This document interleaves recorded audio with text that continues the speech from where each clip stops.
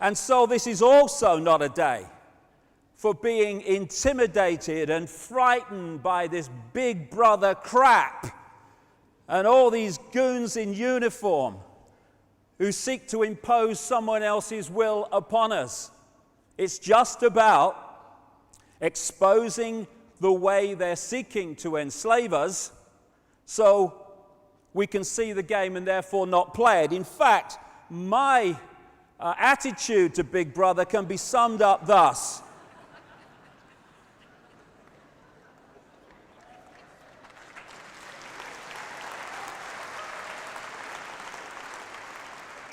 Oh, Big Brother, oh my God. God, sod that for a lark. As Gandhi said, an error does not become truth by reason of multiplied propagation, nor does truth become error because nobody will see it. Put more simply, in his words again, even if you are in a minority of one, the truth is still the truth.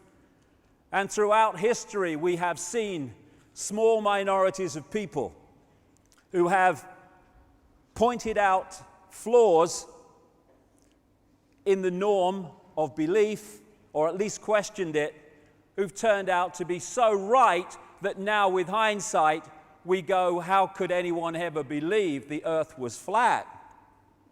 Or that if you went far enough, you would go off the edge. But people did, and it was the norm of the time.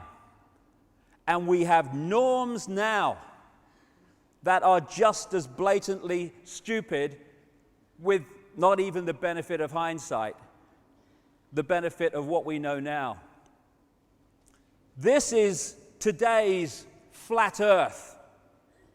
The fact that we live in the cutting edge of human evolution, the cutting edge of how far humanity has come.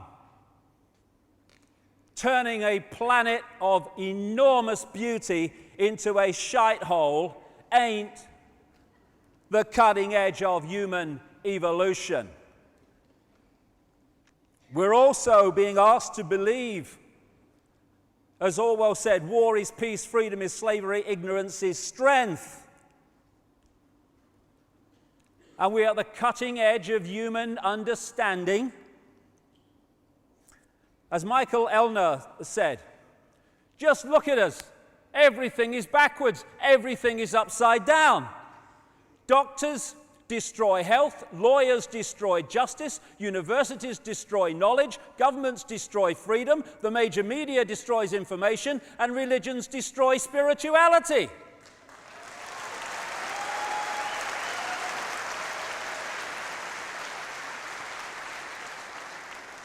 I think there's more to know here. And it's all true. As H.L. Mencken said, the men the American people admire most extravagantly are the greatest liars. The men they detest most violently are those who try to tell them the truth. We live in topsy-turvy land. Why is everything upside down? Everything back to front? Why are there billions of bewildered people who don't understand who they are, where they are, what the whole business of life is all about? The world seems such a ball of confusion and complexity and bewilderment. But it is when you don't have the coordinates to connect things together.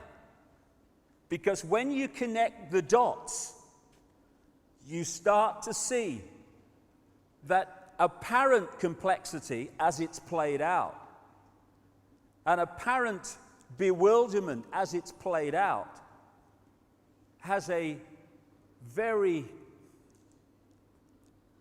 seriously clear picture that emerges. Because as you connect the dots between different people, organizations, places, religions, history, suddenly the picture starts to form. Oh, so that's it. If you don't connect the dots, it's just a mass of what's all this about. When you connect the dots, you get the elephant in the living room. You can start to see daily life and the daily news, or passes for it, and all this stuff in a completely different light. And suddenly, what seemed to be incomprehensible starts to make clearer and clearer sense. And that picture, as the dots are connected, the debts too, it's all part of it, is that there are two prime realities that we are experiencing. We're experiencing the movie. That's the movie version of reality that we're given by the mainstream media, by what passes for education, and all the other sources of mainstream information, which explain away events in the world in a certain way. But behind that, it becomes clearer as the dots join up that there is another agenda behind that, which the movie is simply there as a cover story to obscure and hide. And the foundation of that cover story, or the foundation of that secret agenda, is to get billions of people on this planet to wear a mask and play out a false identity that they don't even know is false. You know, we can talk about banking scams and political scams and secret societies, and we should and we will later on as we go through this. But what those involved in the research of all this whole conspiracy stuff, I feel, need to appreciate is if that's as far as you go and no further, then you too are playing a kind of movie, because you are looking at how it's playing out instead of the real foundation from which this whole conspiracy is based. And that is manipulating people to believe they're something they are not and to forget what they really are.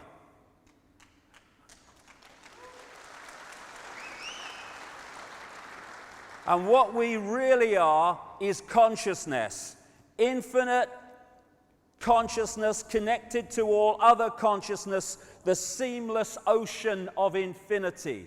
And we can move our point of observation around that consciousness and express and celebrate its uniqueness, but we are all of one infinite mind, one infinite consciousness.